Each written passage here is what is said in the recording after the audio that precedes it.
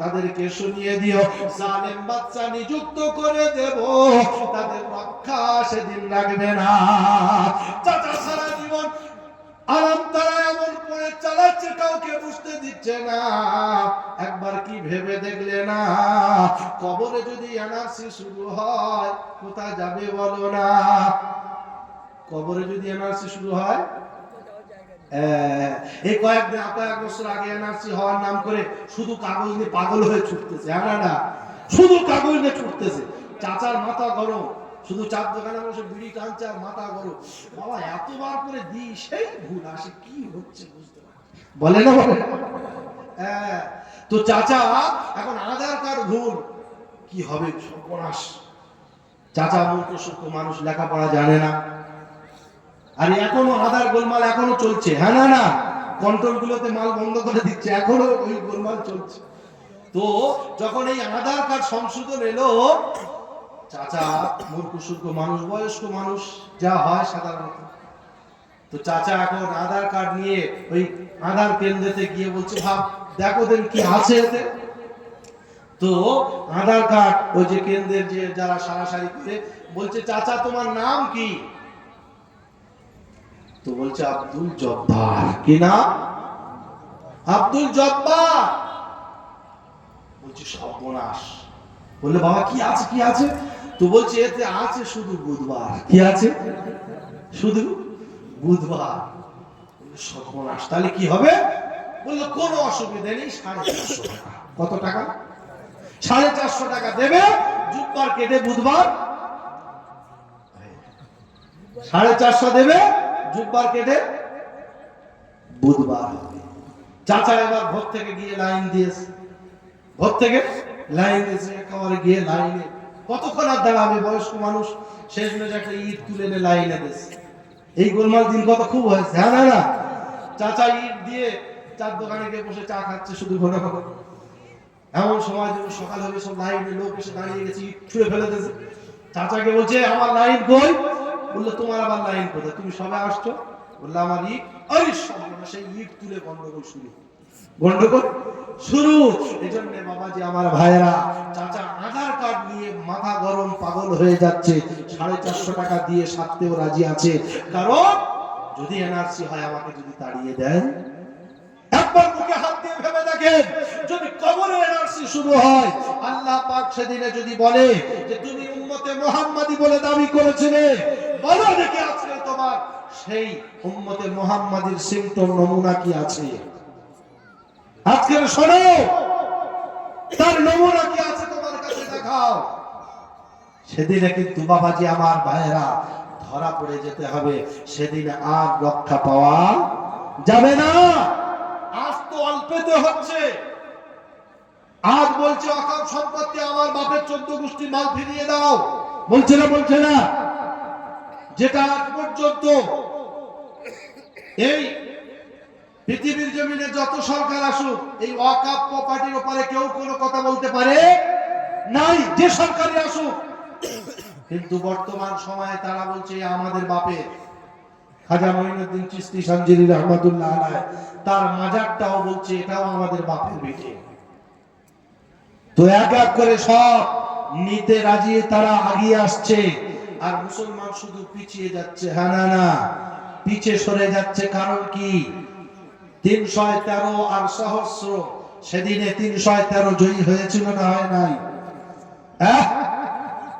বদর যুদ্ধের ঘটনা মনে নাই?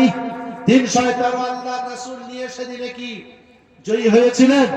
আল্লাহর তরফ থেকে মদদ এসেছিল না আসে নাই? আজ পৃথিবীতে এত দোয়া হচ্ছে, এত আল্লাহর কাছে বলা হচ্ছে, তারপরেও আল্লাহ দোয়া শুনছেন না। কেন বলেন তো? আল্লাহ দোয়া শুনছেন না, কারণ কি? এ মাল ওইরকম গোলমাল। হ্যাঁ, একজন এসে বলছে হুজুর একটু দোয়া করে দাও, 500 টাকা দিয়েছে, তো পাশে বসিয়ে নিয়ে ভালো দোয়া করছে। আল্লাহ, আব্দুল জব্বার যখন নতুন হাতে দেখা হতো, মাঝে মাঝে টক দই খাওয়াতো, লোকটা কত ভালো ছিল। ছেলেকে শোনাচ্ছে, কাকে শোনাচ্ছে? ছেলেকে শোনাচ্ছে এর বাপ কত ভালো মানুষ ছিল, যখন দেখা হতো মাঝে মাঝে টক টক দই খাইয়ে যেত। তার মানে ছেলেকে বোঝাচ্ছে তোর বাপের দেখা হলে টক দই খাইয়ে যেত, তোর দেখা হলে যেন কি থামস আপ কোকো কোলা যেন বাদ না পড়ে যায়। এটা সন্তানকে স্মরণ করিয়ে দিল। ও মাল কত দূর যাবে তোমরা বলো, আমি বলতে পারলাম না। এজন্য কোরআন বলছেন যতদিন হবি না তোরা মুমিন মুমিনা, পৃথিবীর জমিনে তোরা শান্তি খুঁজে পাবি না। কোলের বিবি কাছে থাকবে, হেসে কথা বলবে না। কন্যা খানেক ছেলে হবে, বাপ বলে কেউ ডাকবে না।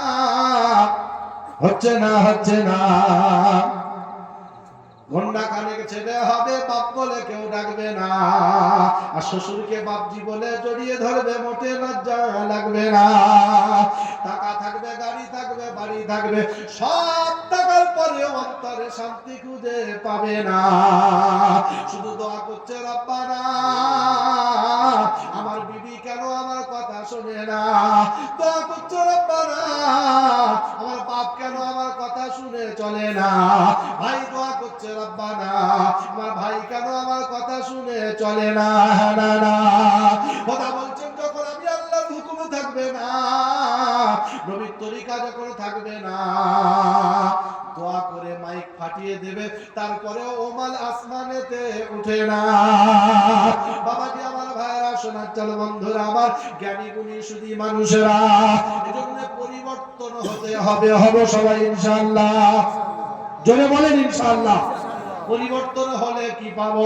আজকের মজলিস থেকে জানিয়ে গেলাম, এই মজলিসে যারা আসার পরে পরিবর্তন নিয়ে এসে বসে গেল, কথা বলছেন তাদেরকে শুনিয়ে দেয়া ভালো। ফাবাশশির ইবাদিল্লাযীনা ইস্তামিউনাল কাওলা ফায়াত্তাবিউনা আহসানা উলাইকাল্লাযীনা হাদাহুমুল্লাহ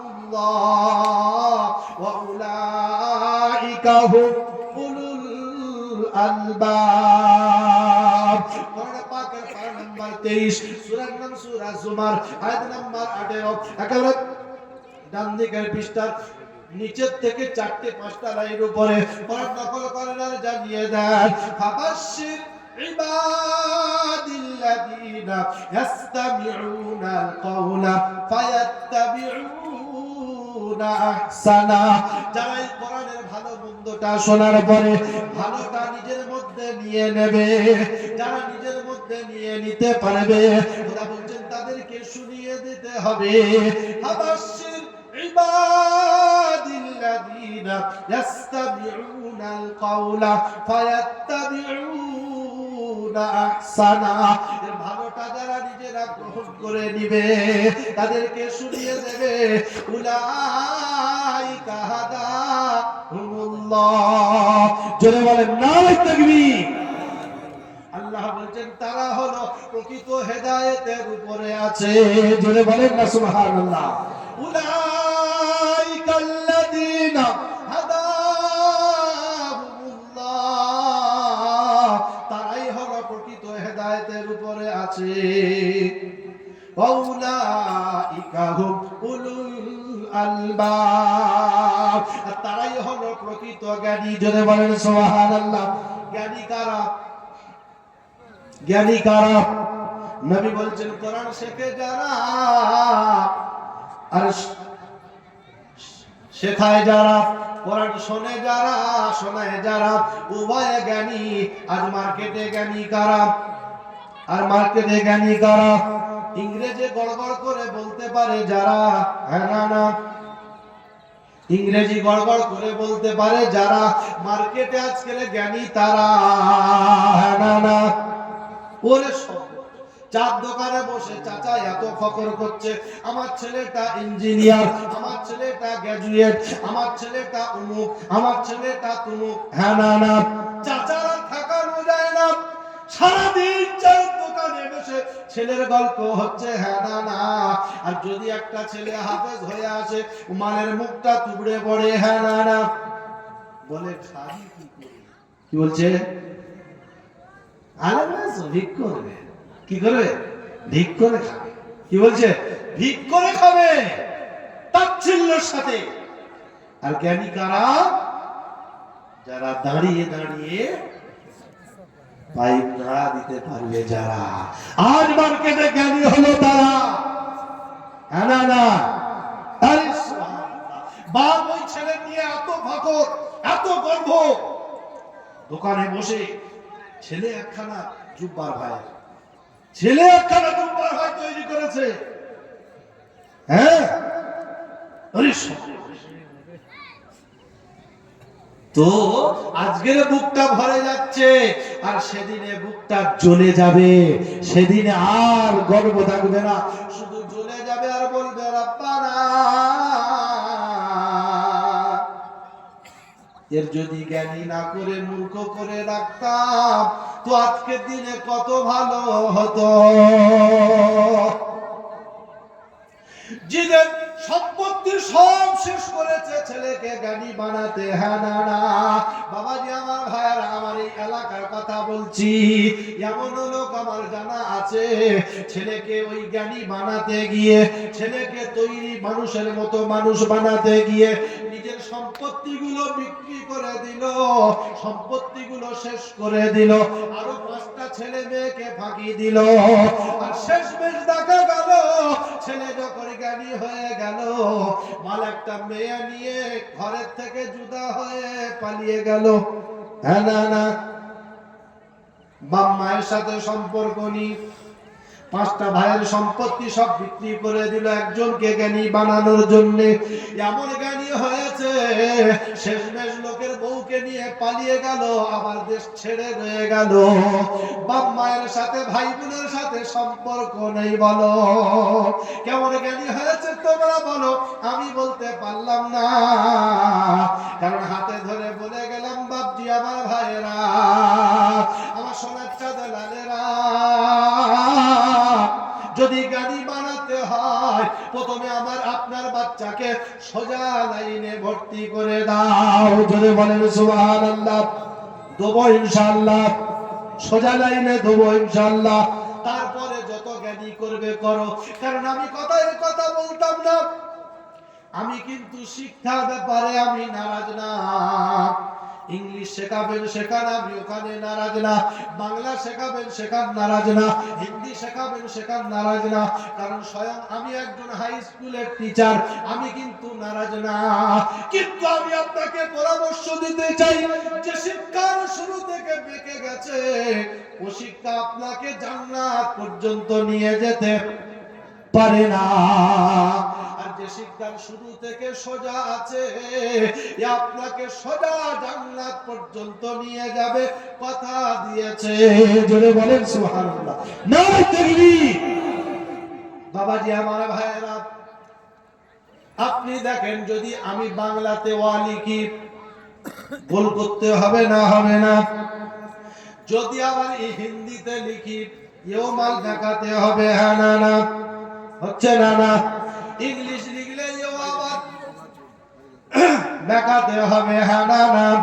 কিন্তু আল্লাহ পাক বলে, দেখো আমি আল্লাহ এমন কিতাব দিলাম, এমন শিক্ষা দিলাম, যে শিক্ষার শুরু থেকে কোন ব্যাখ্যা দিয়ে শুরু করলাম না, একেবারে ডাইরেক্ট সোজা দিয়ে শুরু করে দিলাম। জোরে বলেন। হ্যাঁ, সব শিক্ষা করার পরে আসে কায়দা। জানে না, শিক্ষা করার পরে আসে কায়দা।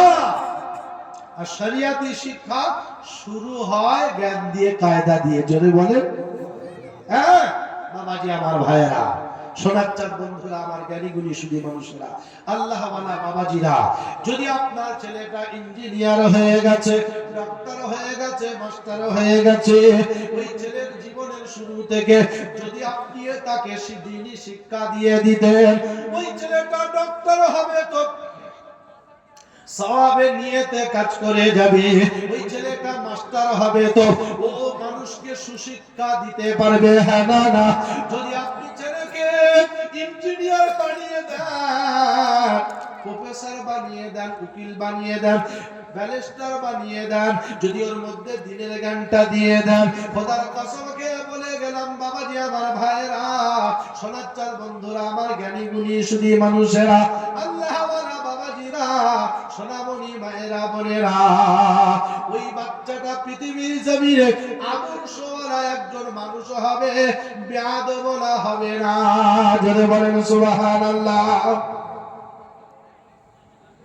আমার জানা এমন অনেক অফিসার আছে, একটাও হারাম তারা খায় না, দিতে গেলেও নারাজ। আমার সামনে এমন ঘটনা ঘটেছে, টেবিলের তলাতে হাত বাড়িয়ে দিয়েছে, অফিসার বললে খবরদার এমন কাজ তুমি আর কোনোদিনও করো না, কারণ আমার বাপ এই টাকা নেওয়ার জন্য আমাকে শিক্ষা কিন্তু দেয় না। যদি বলেন সুবহানাল্লাহ। বাবাজি আমার ভাইয়েরা, এজন্য শোনার চাল বন্ধুরা, আমার জ্ঞানী গুণী শুধু মানুষেরা, নিজের সন্তানকে সঠিক শিক্ষা দেন, সঠিক শিক্ষিত যদি বানিয়ে দেন, খোদার কসমকে বলে গেলাম দুনিয়াতেও অসম্মান হবেন না, আর কবরের মধ্যে আল্লাহ পাক আপনাকে বেইজ্জতি করবে না। যদি বলেন নারে তাকবীর। কিয়ামতের ময়দানে সেদিনে আল্লাহ পাক হাফেজ আলেমের পিতা মাতাকে নুরেত্তাত করিয়ে দেবে। একদল মানুষ এসে জিজ্ঞাসা করবে, এরা ওলি শহীদ নবী কোন দরজার মানুষেরা? তাদেরকে বলা হবে না, এরা পৃথিবীর জমিনে নিজের সন্তান দিগকে আলেম বানিয়েছিল, নিজেকে একেবারে অসহায় বানিয়ে দিয়েছিল, এজন্য আল্লাহ আজকে এদেরকে সম্মান দিয়েছে। নিজের সন্তানকে মানুষ করবো সবাই ইনশাআল্লাহ, আল্লাহ কবুল করুন। এজন্য বাবাজি আমার ভাইয়েরা, আজ পৃথিবীতে শুধু মুসলমানদের উপরে অত্যাচার চারিদিক ধেয়ে আসছে, না, এজন্য আমাদেরকে সতর্ক হতে হবে। সতর্ক মানে এটা নয় শুধু লাঠি বললাম নিয়ে ছুড়লাম।